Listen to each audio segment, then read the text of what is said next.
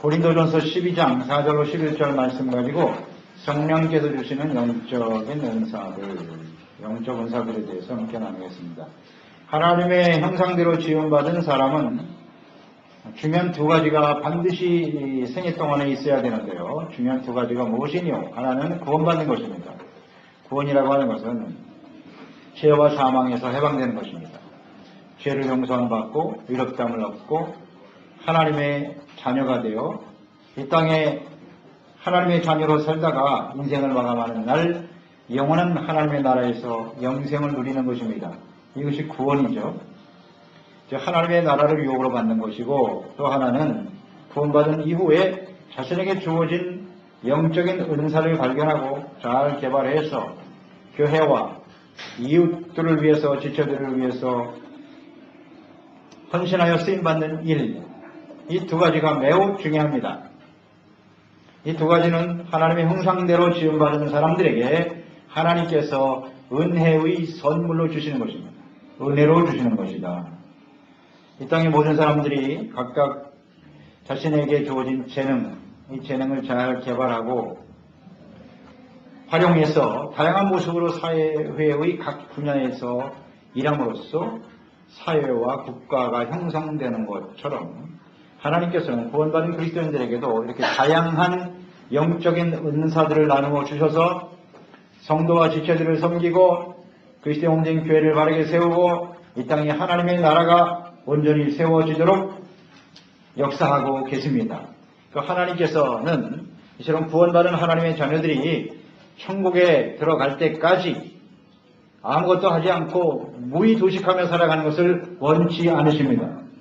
구원받은 이후에 하나님의 나라에 들어가는 그때까지 자기 자신에게 주어진 영적인 은사가 무엇인가 이것을 잘 깨닫고 열심히 일하고 충성하는 사람이 되어 하나님께 영광이 되고 하나님의 나라가 이 땅에 세워지고 많은 사람들이 생명과 구원을 얻는 일에 쓰임받는 사람이 되기를 원하십니다. 오늘 고린도전서 12장 1절에 말씀하죠. 형제들아 신령한 것에 대하여 나는 너희가 알지 못하기를 원치 아니하노니 라고 말씀하셨거든요.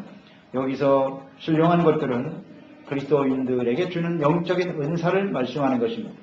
그러므로 우리가 예수 믿고 구원받은 그리스도인이라고 한다면 반드시 영적인 은사들을 알아야 합니다. 자, 이 영적인 은사들은 무엇입니까? 첫째, 영적 은사에 대한 이해와 그것이 우리에게 어떤 유익을 주는가를 알아야 합니다.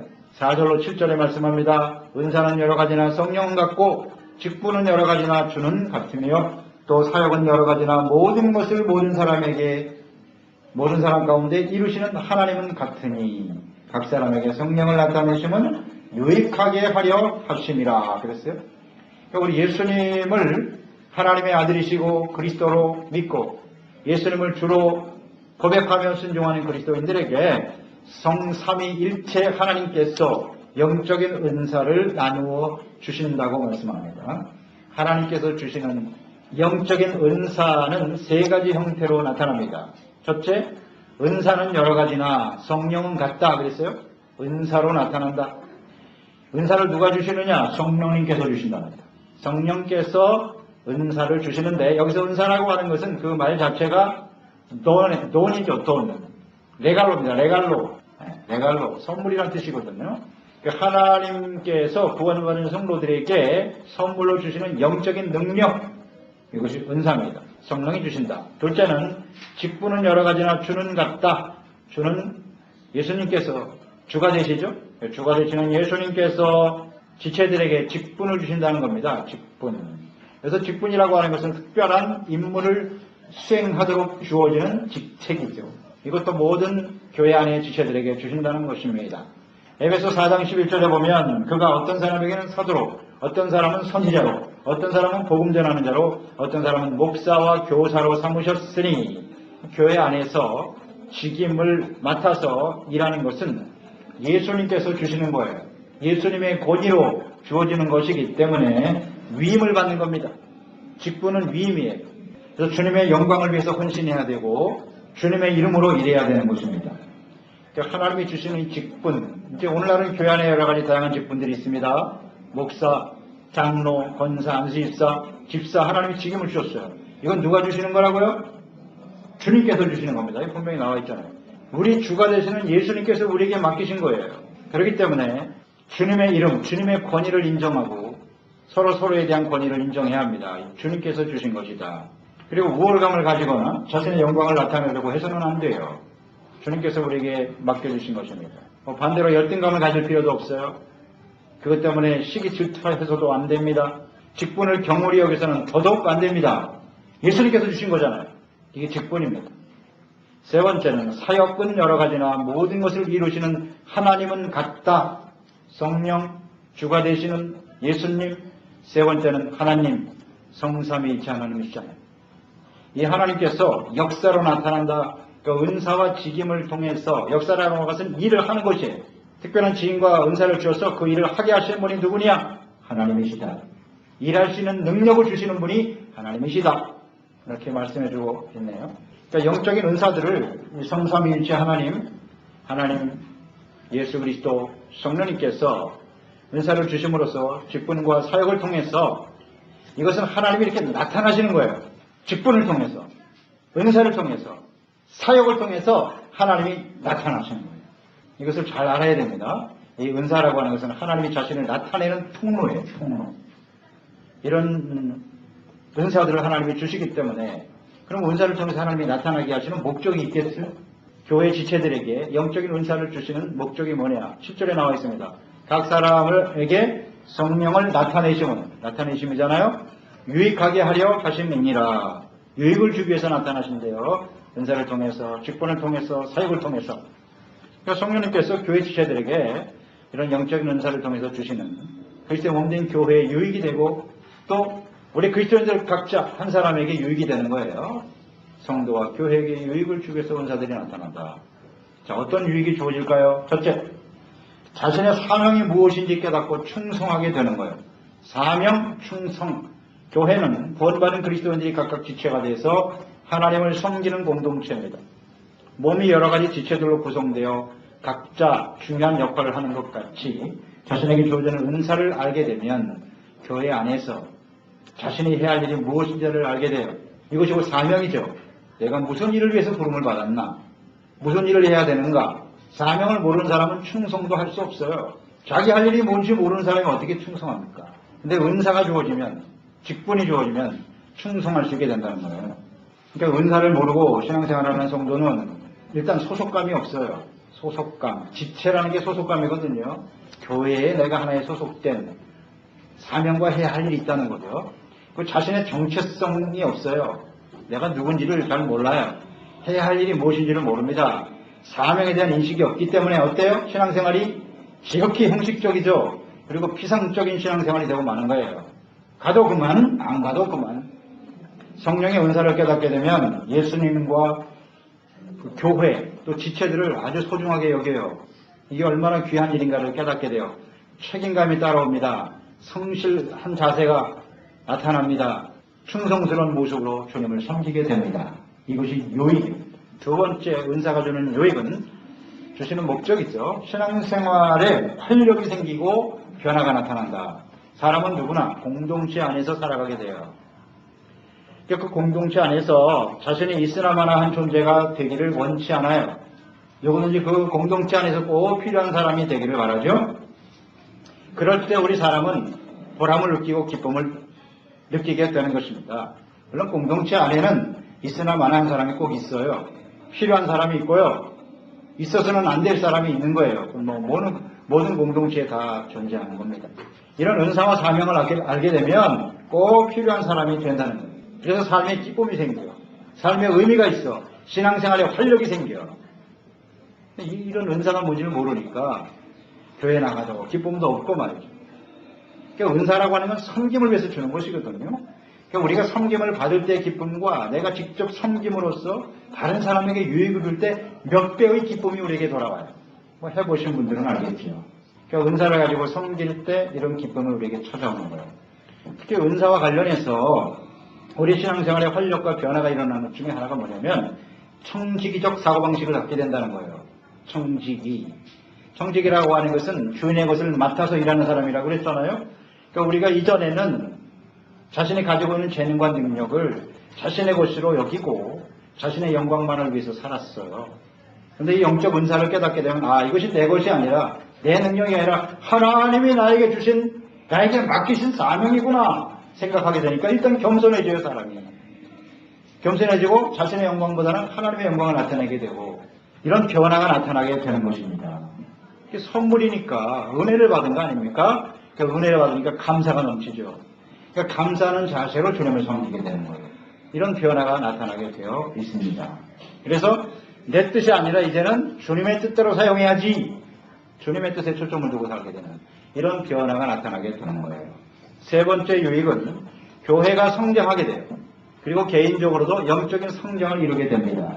성령님께서 지체들에게 나누어지는 은사는 아주 다양하죠. 각자에게 주어진 은사를 가지고 이 다양한 은사들을 서로 연합하고 협력하게 되는 거예요. 협력해서 섬기게 되어짐으로써 교회가 하나됨을 이루게 되고 온전하게 되는 거예요. 자기 자신도 온전해지고 사람이 이렇게 함께 합칠 때 온전해지는 것이거든요. 혼자서 온전할 수는 없는 거예요. 혼자 사는 존재가 아니기 때문에.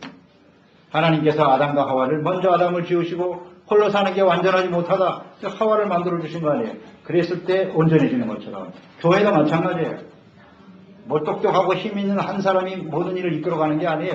서로 다양한 은사를 가진 사람들이 이렇게 연합될 때 온전해요. 하나됨을 이루어가게 되는 것입니다. 자, 몸에 병이 있으면 뭐 어떤 한 부분이라도 병이 있으면 정상적인 생활을 할 수가 없는 것처럼 건강하지 못하고 하나되지 못해 사분오열된 교회는 아무것도 할 수가 없습니다. 은사는 교회에 속한 모든 지체들이 자신의 역할과 사명에 충실해서 서로 연합하여 하나됨을 이루고 서로를 존중하고 귀하게 여기는 거예요.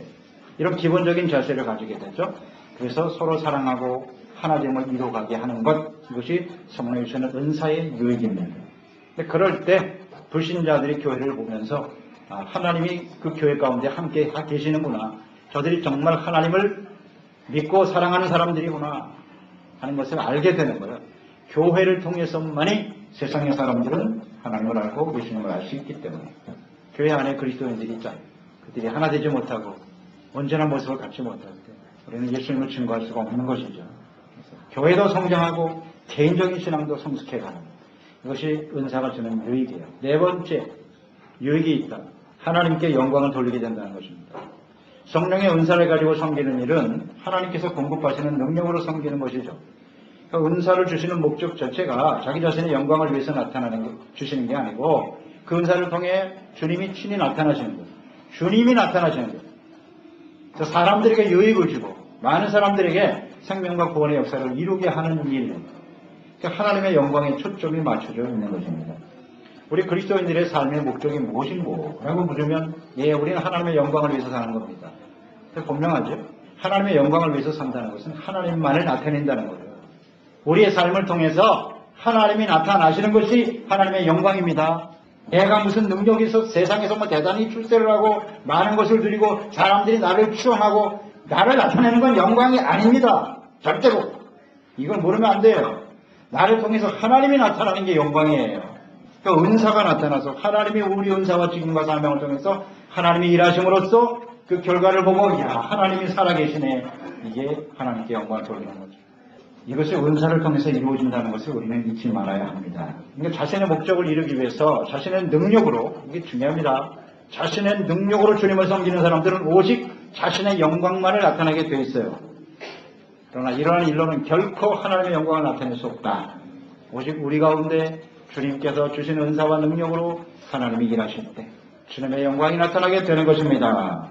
어느 경매장에 오래되고 낡고 흠이 많은 바이올린 하나가 있었어요. 가치가 없으니까 뭐 외면으로 봐도 완전히 무슨 뭐 태풍같이 보입니다. 그래서 경매하는 사람이 이거 1달러에 살 사람 1달러부터 시작했어요. 얼마나 그냥 보기가 안 좋아요. 그러다가 한 5달러, 10달러에 살 사람 없습니까? 아무도 없어. 낙찰. 안 돼. 10달러도 뭐 유찰이라고 하죠. 안 돼. 사는 사람이 없어. 그런데 그 중에 한 사람 유명한 바이올리니스트가 있었는데 그 사람이 딱 일어나더니 저에게 한번 줘보세요. 먼지를 탁탁 털고 조율을 한 다음에 바이올린을 치는데 너무나 감동적인 음악이 나오는 거예요. 거기 모였던 모든 사람들이 감동을 받았어요. 그런 다음에 다시 경매를 합니다. 자, 이 바이올린 얼마에 사시겠습니까? 10유로에도 안 사야겠다는 사람들이 말이죠. 1000유로, 5천, 만 올라가는 거예요. 얼마나 그 음악으로 감동을 받았는지. 그래서 높은 가격에 경매가 되었다고 해요. 자, 이거 우리가 마찬가지로 우리가 전에는 보잘것없는 인생이었습니다. 그러나 하나님이 나타나시잖아요. 전능하신 하나님께서 우리에게 은사를 주시고 그 은사와 직분과 역사를 통해서 하나님의 영광이 나타나고 나니까 우리에 대한 평가가 달라지는 거예요. 그래서 우리를 통해서 하나님의 영광이 나타나는 거예요. 바이올린은 낡고 허름하지만 실력 있는 사람이 켜니까 그 영광스러운 모습으로 바뀌는 것처럼 우리도 그런 모습으로 하나님 앞에 쓰임받게 되는 거예요. 그게 바로 영적인 은사를 주시는 하나님의 목적이고 그것이 우리에게 주는 유익이라는 것을 우리는 생각해야 합니다. 그러면 두 번째로 성령의 은사들은 어떤 것들이 있습니까? 8절로 10절에 잘 나와 있죠? 성령께서 주시는 은사들 9가지로 나타나 있습니다. 이 은사들은 세 부류로 나눌 수가 있습니다. 계시의 은사, 권능의 은사, 발성의 은사 이렇게 9가지 은사를 정리해 볼 수 있습니다. 첫째, 계시의 은사. 계시라고 하는 것은 이렇게 하나님이 보여주시는 거죠. 자기 자신을 나타내 보여주시는 거예요. 계시가 왜 필요합니까? 하나님은 영이시잖아요. 사람들이 하나님 볼 수가 없어요. 알 수가 없다니까요. 그래서 열어서 보여주는 거예요. 그게 계시예요. 그 계시의 은사가 세 가지가 있어요. 하나는 지식의 말씀의 은사, 지혜의 말씀의 은사가 있고요. 그다음 영분별의 은사입니다. 계시라는 말을 잘 생각하세요. 지식을 통해서, 지식의 말씀을 통해서 하나님을 알려주십니다. 자, 성경 말씀이죠. 여기서 지식이라고 하는 것은 하나님을 아는 것, 하나님의 뜻을 아는 것, 이런 것들이 은사예요. 지식이에요. 단순한 지식은 굳이 성령이 주시는 지식의 은사가 없어도 열심히 자기가 노력하고 공부하면 지식을 얻을 수 있어요. 여기서 말하는 지식은 공부 잘하는 지식이 아니에요. 세상 지식을 알아가는 그런 지식하고는 틀려요. 하나님을 아는 거예요. 하나님을 아는 거. 우리가 하나님을 안다고 하는 것은요, 아무리 우리가 세상에서 공부를 많이 하고 지식을 많이 쌓아도 모르거든요. 그러니까 이 지식은 하나님을 알고 하나님의 뜻을 이해하고 깨닫는 거예요. 말씀을 통해서. 성경 말씀. 그래서 하나님이 말씀을 통해 하나님의 뜻이 깨달아지고 하나님의 음성으로 막 들려져요. 대단히 중요한 은사입니다. 이런 은사를 가지게 될 때 비로소 우리는 하나님의 뜻을 확신하고 사람들에게 가르칠 수도 있고 증거할 수 있게 되는 거죠. 자, 지혜의 말씀의 은사. 지혜라고 하는 사전적 의미는 사물의 이치나 상황을 제대로 깨닫고 그것을 현명하게 대처할 방도를 생각해내는 능력이라고 했어요. 그러니까 단순한 지식으로 끝나는 게 아니라 이걸 어떻게 우리 삶 속에 적용시킬 것입니다. 적용이 지혜. 그러니까 하나님의 말씀을 잘 적용해서 저 말씀대로 잘 순종하면 우리는 어떻게 될까요? 구원을 받게 됩니다. 또 하나님의 말씀대로 순종하면 우리는 하나님의 약속의 축복을 누리며 살게 됩니다. 이런 지혜를 얻게 됩니다. 지혜를 얻는 것이 금과 은을 얻는 것보다 낫다. 지혜, 하나님을 경외하는 데 있다고 그랬죠? 하나님을 경외하게 되면 하나님의 여호와를 경외하는 자에 따르는 보응은 재물과 영광과 생명이니라. 이 모든 것을 다 누리게 하시는 거죠. 그런 게 바로 지혜입니다. 말씀을 잘 적용하고 실천함으로써 은혜 받게 하는 것. 세 번째는 영분별. 이 은사는 말씀 그대로 영을 분별하는 능력이에요. 자, 세상에는 두 가지 영이 있다. 하나는 하나님의 영이시고 하나는 사탄의 영입니다. 간단해요. 복잡하지 않아요. 그러니까 하나님의 영이신 하나님도 일하고 계시고 악한 원수 마귀 사탄도 역사하고 있어요. 그러니까 어떤 영에 속한 것이냐 둘 중에 하나예요.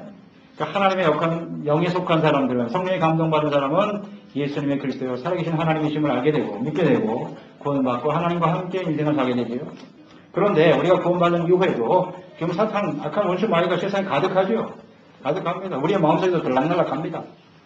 이거 분별을 해내야 될 거 아니에요. 이게 굉장히 중요한 은사입니다. 분별을 해야 돼요. 내가 지금 말하고 있는 것이 이게 하나님이 말씀을 하는 것 같이 하는 건지 내 마음속에는 육체 욕심이 시켜서 하는 생각이 말인지 이런 걸 분별해낼 줄 알아야 돼요. 이런 능력이 영분별의 은사예요.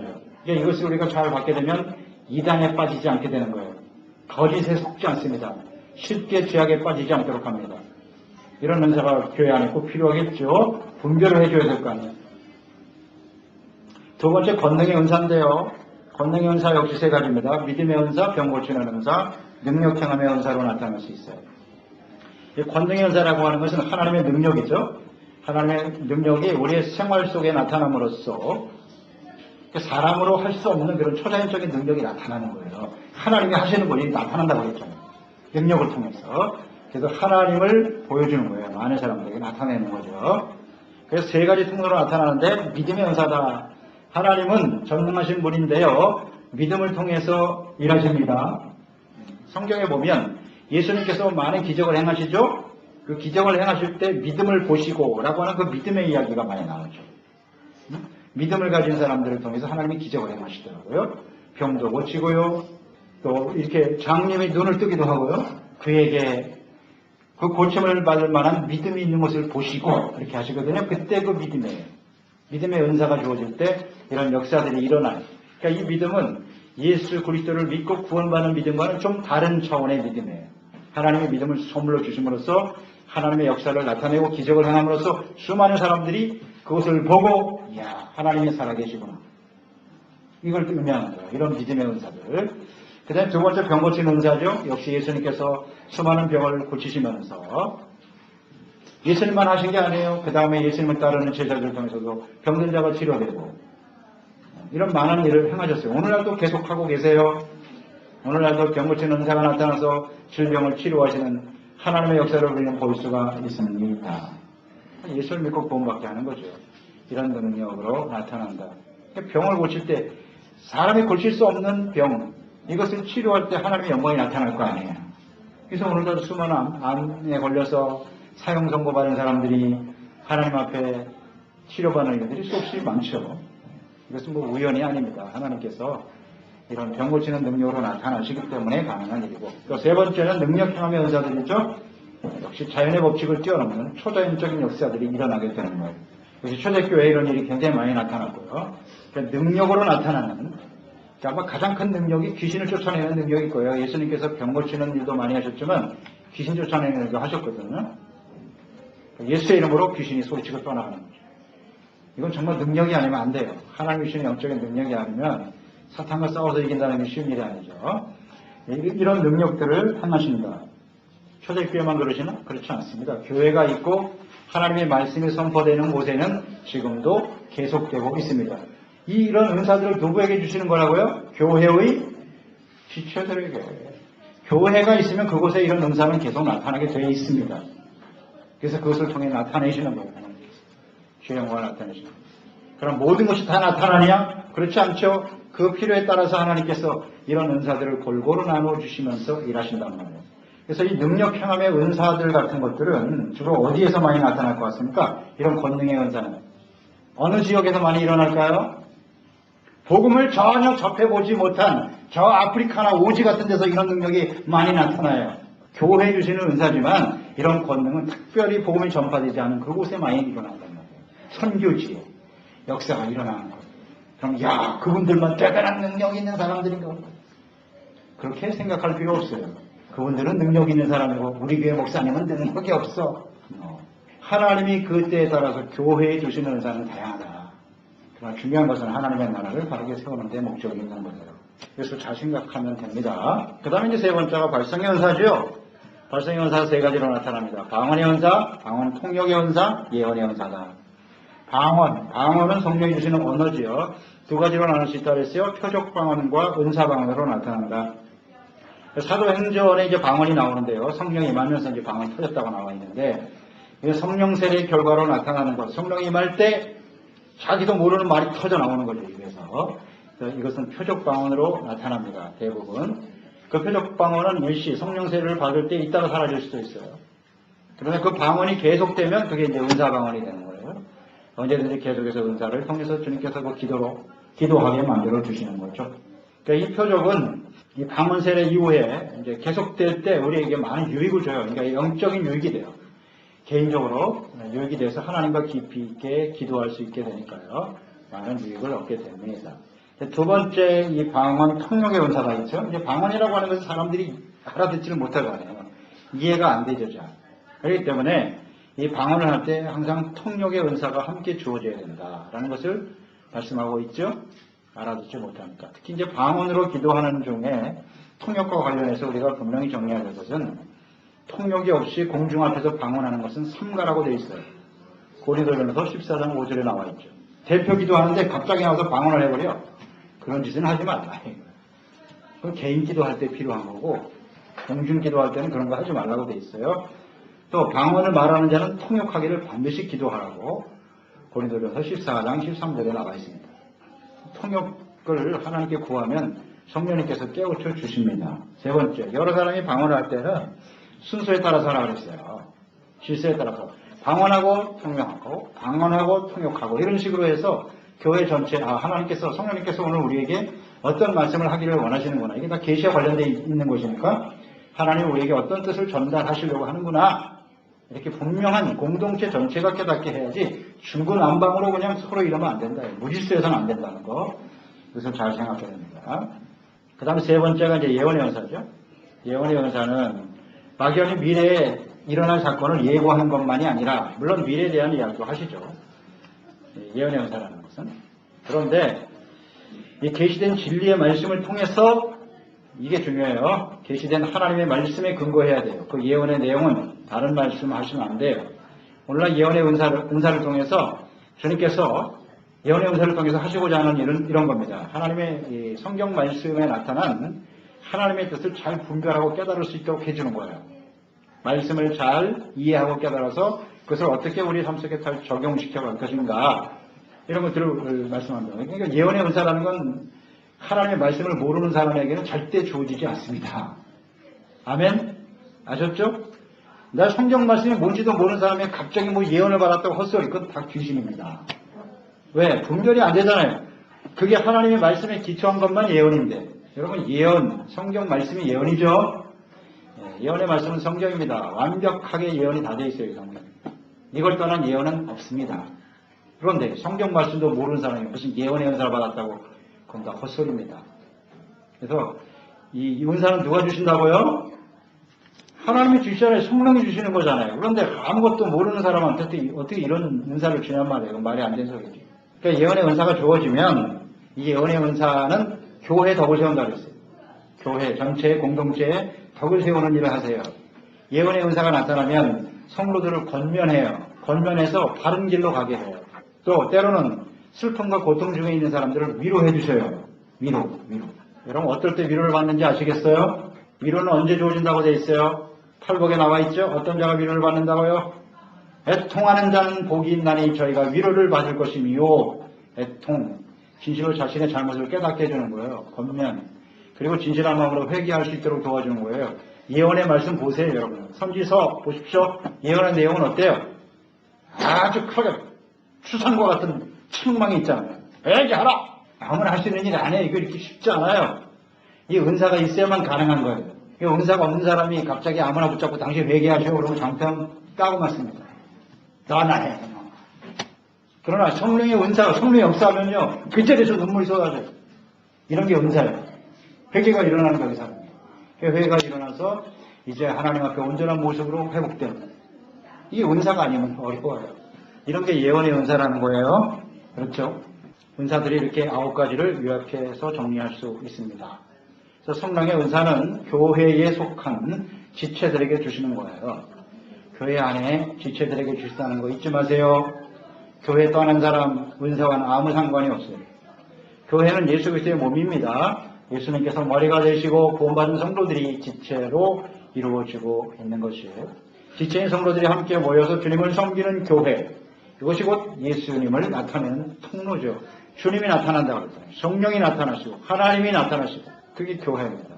교회란 무엇입니까? 하나님을 나타내 보여주는 곳이에요. 하나님이 거기 임하여 계시잖아요.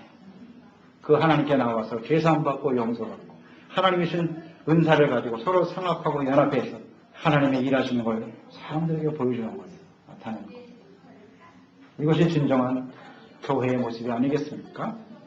그래서 우리가 성령이 주시는 은사, 교회 안에서 자신이 해야 될 역할이 뭔가, 사명이 무엇인가를 분명히 알게 해준다 하겠어요.